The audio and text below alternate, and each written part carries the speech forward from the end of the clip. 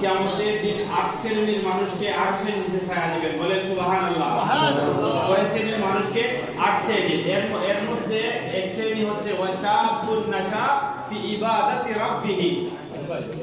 এই যে যুবকরা আজকে ইফতারের আয়োজন করেছেন, এই সমস্ত যুবকদের কথা আল্লাহ সুবহানাহু ওয়া তাআলা রাসূল সাল্লাল্লাহু আলাইহি ওয়াসাল্লাম ফরমান, কিয়ামতের দিন কঠিন মুসিবতের সময় তাদেরকে আরশের নিচে ছায়া দেওয়া হবে। বলেন সুবহানাল্লাহ।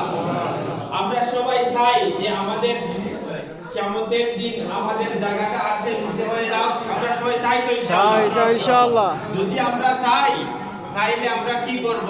এই যুবক অবস্থায় আমরা আল্লাহর ইবাদত করব। ওয়ারাজুলুন কলবুহু মুআল্লাকুন ফিল মাসাজিদ। এরপরে যে শ্রেণীকে আল্লাহ আরশের নিচে ছায়া দিবেন, সেই শ্রেণী হচ্ছে যাদের অন্তরটা মসজিদের সাথে লটকানো থাকে। এইরকম ভাবে গনে গনে আল্লাহ রাসূল সাল্লাল্লাহু আলাইহি ওয়াসাল্লাম ফরমান যে 8 শ্রেণীর মানুষকে আমরা কি করব? আরশের নিচে ছায়া দিব। তো আমরা সম্মানিত যুবক ভাইরা, আমরা যেখানেই থাকি আমরা ইসলামের মধ্যে থাকার, মসজিদ কেন্দ্রিক থাকার চেষ্টা করব ইনশাআল্লাহ। যুবক ভাইরা আমাদের কথা শুনতেছেন? সবাই শুনতেছেন? আমরা যেখানেই থাকবো, ইমামতি যে সমিতির ভাইরা, অ্যাসোসিয়েশনের ভাইরা, যোদ্ধায় বিলাদের যেখানেই থাকবো আমরা মসজিদের সাথে কি সম্পর্ক থাকবো তো ইনশাআল্লাহ।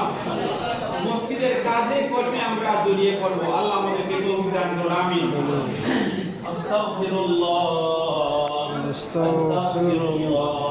আস্তাগফিরুল্লাহ আল্লাযী লা ইলাহা ইল্লা